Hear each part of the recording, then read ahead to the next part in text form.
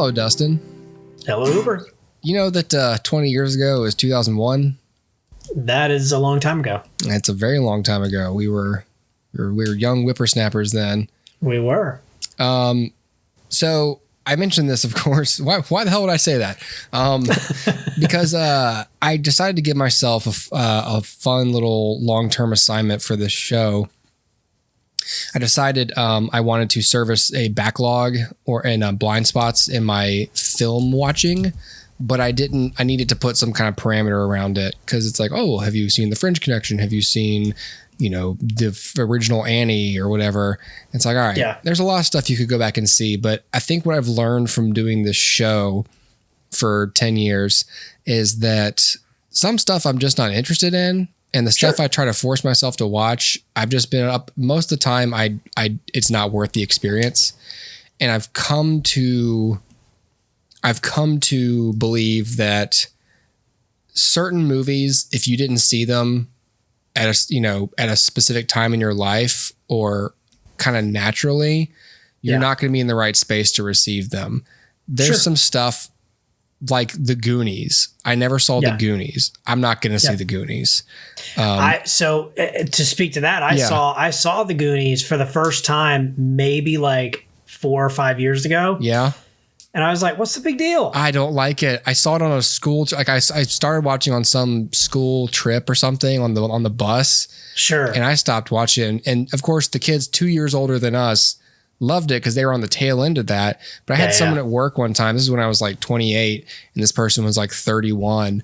And they were like, you're like a movie person. You haven't seen The Goonies? And I was like, you're over 30. You saw The Goonies as a child. I didn't. Yeah. And Jesus, Dustin, like we grew, like for our age group, you and I are more exposed to Gen X, childhood films than a lot of other people our age. Oh yeah, for sure. So we have a lot of range as film watchers. And even then it's like, I never saw The Goonies. Sorry. But like a good movie will transcend that. Yeah. I saw The Karate Kid for the first time a few years ago. I still haven't seen it.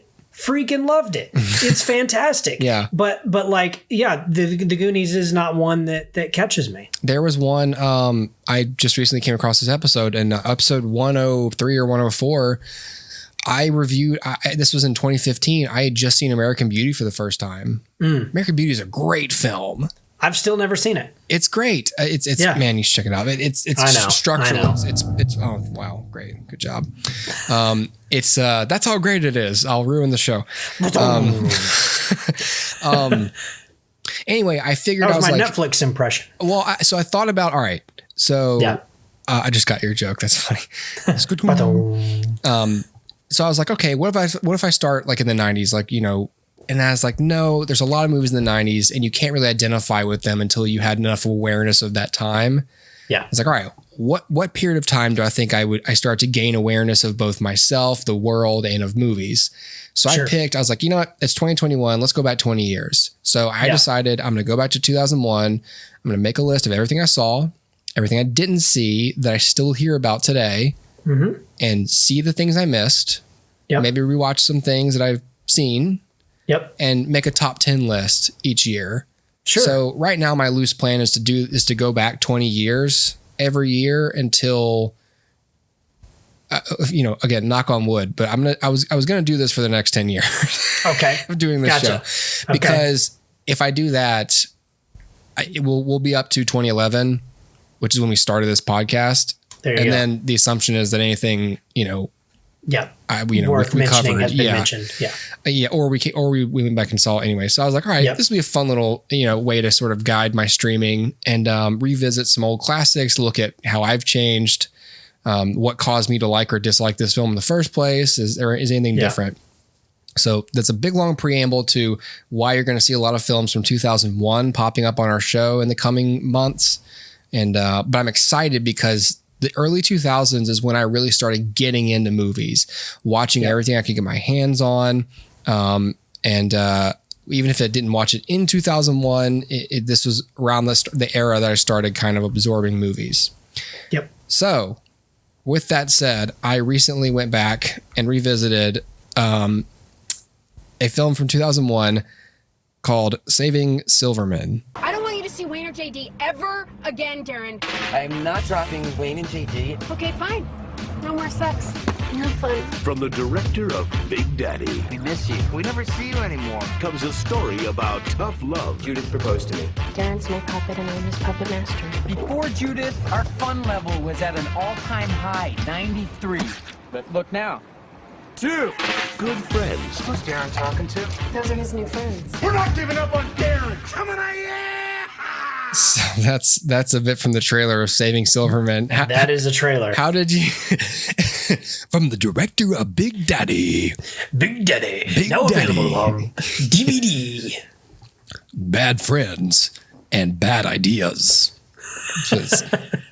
So that's Saving Silverman. So this film was released in 2001.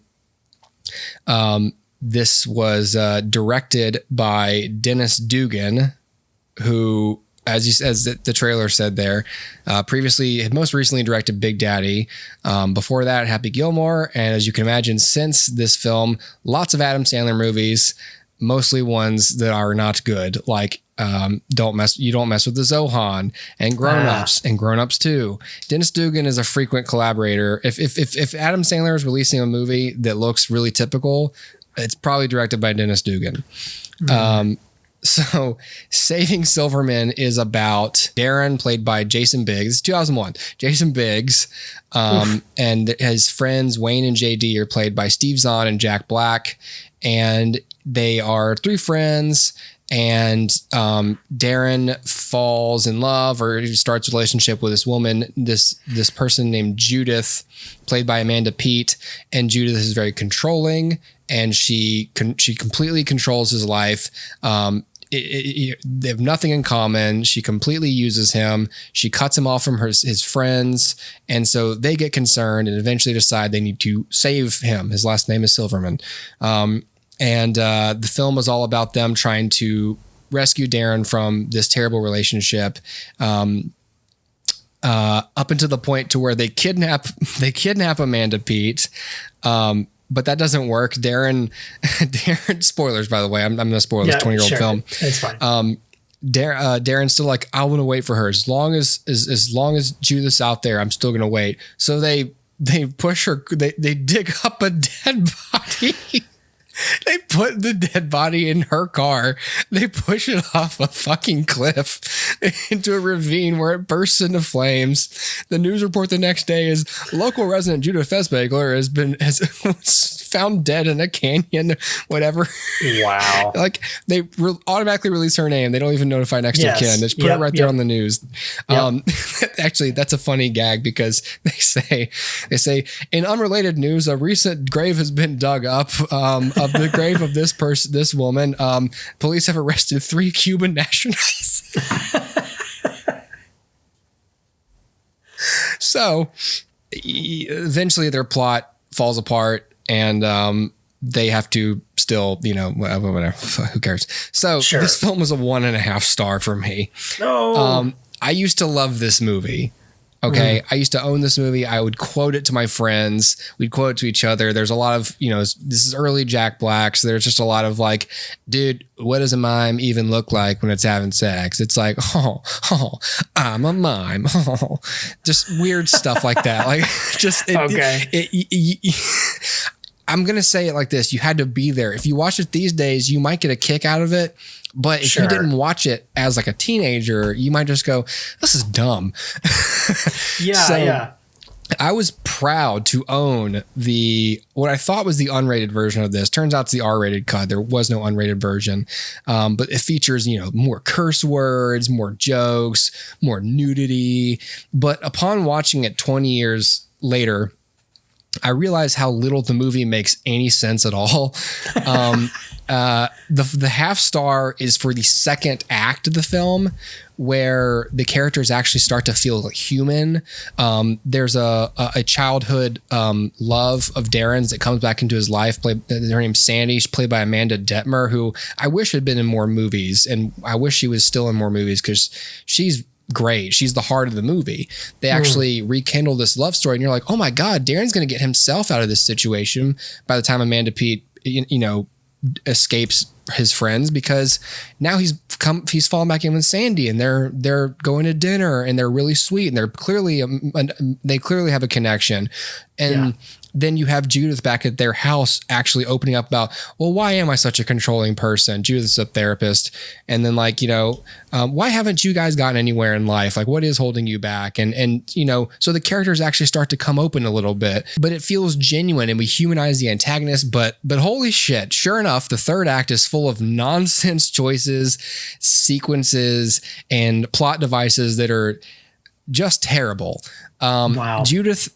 So it is established that Judith is controlling because she used to love assertive guys, and her last assertive boyfriend liked to go to Thailand to kickbox, and he died during some match. So she decided, no more tough guys. I'm just going to meet nice guys and manipulate them because that's nice and safe and practical. So Wayne is like, Steve Zahn's character is like, but they sort of try to telegraph that like, he's like an assertive kind of alpha male kind of dude, and they might be a good match. At the end of the movie, when they stop Darren from marrying her, it's in the trailer. She runs down the aisle towards Wayne, grabs a chair, hits him with it, and actually starts to make a good choice. She screams at him like, just because I lost Darren doesn't mean I'm stupid enough to hook up with you. And I was like, oh, cool. But then then she punches him in the face, knocks his tooth out. He punches her back in the face, knocks her tooth out. They hit each other, they choke each other, and then they start making out, and they get married in the next scene. Wow. So she gets with Wayne. JD, the Jack Black character, realizes that he is gay, and so is Coach, their mentor, played by Arlie Ermy.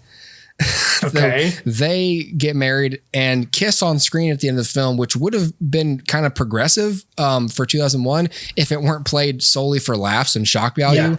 Yeah. The nuns are upset that Sandy is deciding not to pursue her vows and become a nun, that instead she's going to pursue love with Darren. Like when she leaves, they're just like, damn, lost another one. And the other nun's like, son of a bitch. Like, it's just weird. It's like, why are y'all upset? Like did you just want to hear a nun say bitch? Is that what this joke is? Yep. I haven't heard much about this film ever since an airport employee stole my copy of it back in 2007. I remember this. So after I lost my copy, I never replaced it. I hadn't heard a peep about it until I decided to do this this countdown. Yeah. It does not age well. I think Amanda Peet has gone back and looked at it and said the film is full of rampant misogyny. Which is a shame because everyone's good in this. Jason Biggs does what you expect him to do. I like Steve Zahn. Even Jack Black is great in this. Arlie Ermy is great. Amanda Detmer is really great. I think Amanda Peet's the best part of the movie because she's having to be not even the straight man, but she has to be smarter than everybody and still, but she's the villain. I mean, the international title of this film is Evil Woman. In other countries, like, you want to go see Evil Woman? You're right. So obviously the film is kind of sexist when you look back on it. It's all about how controlling women are, unless they like you, And so I hate to say it because I put this out on Facebook. I was like, hey, I'm going to check out Saving Silverman. And I got a lot of reactions like, Saving Silverman, it's great. I was like, oh shit, guys. Yeah. I disagree. Yeah. Like I said, though, I used to love this movie because it was a time and place where these kind of comedies, the social climate was different. It was just a fun premise and just people doing ridiculous stuff. And at that time, I wasn't thinking about structure, motivation, characters, arcs, anything like that. And that's what I need satisfied now in order to think of a movie as good or worth revisiting. And so Saving Silverman, I watched it. I was like, oh, I'm going to check this out. I used to love this movie. I didn't think I was going to review it so poorly. And I was just watching that third act. I was like, we're falling on people's cars and smushing the cab while they're inside of them, but they're not hurt. But there's no consequence. Just weird things like that. That's just like, it kind of highlights how movies have changed now, where you go back and you're like, now we pay attention to details like that, and we either have them have consequences, or we just don't do that stuff because audiences start to notice and they can't suspend their disbelief anymore. I gave this one 1.5 star. This film was a $22 million budget. The box office was $26 million. That's another thing. I thought when I was about to make this review, I was like, I'm in the minority because most people love this film. It was successful, made a ton of money. So I went to look. Not true. It was a flop. And critically is a flop. It has a 19 on Rotten Tomatoes. Whoa. Yeah. I looked back at this film with rose-colored glasses for apparently no reason. It's very easy to do that. I mean, you're right. Like the social climate was different. We were super young in 2001 or whenever you saw it. Yeah. And this was just like what comedies were. Like if you went to the theaters to see a straight comedy, this is what it was. It was like slightly absurdist, a lot of like, let's be edgy because now we can do things that we can't do on TV. So we'll like, throw stuff in there and just see what sticks. And yeah, you're right. A lot of it was written by men, and it was like, hey, aren't women just jerks all the time? And it was like it is very much like men centric. Yes. And that's what these comedies were. And you think about like Shallow Hal, which for some reason my mind lumps this with that, or like Shallow Hal also came out in 2001. Did it? Okay. Yeah. So I only know this because I have to go watch it soon. I'm sorry. Or I think of like, this was probably a few years later. I don't know, like Grandma's Boy. Remember that movie? Like these movies were very much like, let's take this weird man-child and throw him into a situation. Man-children seem to show up in the later 2000s. The earlier 2000s was just like boys being boys unless women got in the way. Yeah, true. That's true. That is true. Yeah. Man-children was really like Judd Apatow's thing. That was our way of trying to move away from the previous thing. Where it's like, okay, yeah, we know men are immature, so now we're going to make movies about how men are immature. Right. But we're still going to underwrite our female characters. Right. Where are we at with because comedies now? Because we're immature as men. Correct. With comedies now, it's like theatrically released comedies. We don't make straight comedies. I was going to say, like they're all genre movies. We now. don't make any, but if we do, it has to be paired with some kind of genre. It's just genre movies that have a comedic elements or comedic actor. Like all the comedic actors are now like buddy characters in other kinds of films, in action films, in dramas, in emotional stories. We just don't make comedies very much. I think maybe comedies are relegated to middle budget silliness. Yeah, it's weird. So I just looked at like best comedy movies of 2019 on Rotten Tomatoes. I just decided to skip 2020. Sure. And it's so weird because like there's a bunch of movies I've not heard of. There's like Booksmart, which is also a drama. Like it takes itself seriously in that way. Yeah. Like Blinded by the Light. Okay, well, I guess, but that's kind of like a love letter to Bruce Springsteen. It's not a straight comedy. Right. Once Upon a Time in Hollywood. Again, I wouldn't say that's a straight comedy. Yeah, none of these are pitched as comedies. Then you have then you have this trio here. You have Long Shot, which was Seth Rogen and Charlize Theron. Okay. You have Late Night, which was Emma Thompson and Mindy Kaling. And then you have Good Boys, which was that Jacob Tremblay movie where, it's the whole premise is let's get young boys to do things that are edgy and vulgar, and that's the whole comedy bit. Then you've got Jojo Rabbit, which again is a comedy, but I wouldn't say a straight comedy like we're talking about. That's a political satire. Yeah. Like Yesterday, again, I wouldn't say that. The Dead Don't Die, that's a zombie movie. Last Christmas, well, that's a Christmas movie, so that doesn't count. Right. Stuber, that's an action movie. Yeah. The Hustle, well, that's sort of a remake of Dirty Rotten Scoundrels, and that's not even a comedy. That movie sucked. Then you have Medea, right? And but that's it. Like that's all you have now. Yeah. They don't make these kind of movies anymore. Yeah. And partly it's because it's hard to make them without being at the expense of somebody. As thing. It's like, so it used to be at like the expense of women and minority characters. And then we tried to be self-effacing with it, where we made our protagonist kind of stupid. And then it turned into like people doing dangerous things or something. And then it's like, yeah, but, and we just, then it just got kind of hard to make a comedy. And then you have people like Todd Phillips who start to make movies like Joker because you can't get a comedy made in the studio system. Yeah. I don't know where it goes. That's part of what's quaint about looking back like this. It's just like, wow, remember when they made comedies? Even if they don't age well, it's like walking through a museum. Like, oh, they're saving Silverman. Right. Wow. Yeah, I mean, I lumped that together with like all those movies like Accepted and it's just all of these movies that don't really like have any reason to exist other than to be like, to be funny. Yeah, just to be like a court jester. You know, Dodgeball. Dodgeball is a comedy. It's another comedy I look back on with fondness. Like, we're loving Dodgeball. Yeah, but that movie's not trying to say anything. It's a comedy. Anchorman, not trying to say anything, just a comedy. It's great. Yeah, you have the Will Ferrell string, right? You have Anchorman and Step Brothers and Blades of Glory. Will Ferrell is like the bridge between Talladega Nights, between like kind of stupider comedies and the Apatow. Will Ferrell kind of just carried the mid 2000s for everyone. Sure. You know. Yeah, exactly. Yeah. Yeah, and then you're right. Then Apatow took over, and then after Funny People, I guess there was just nothing left. Yeah. You could almost say, like, did Todd Phillips ruin it with the Hangover movies? They got so successful. They were so big at the time that it was like, you know, and it was just kind of like, I don't know. Did Todd Phillips ruin it? I'm not going to say Todd Phillips. Did the Hangover movies ruin comedy? Yeah. Like, was that just like the death nail of comedy movies because it was so vulgar you can't take your parents and grandparents to it. Yeah. You can't take a kid to it.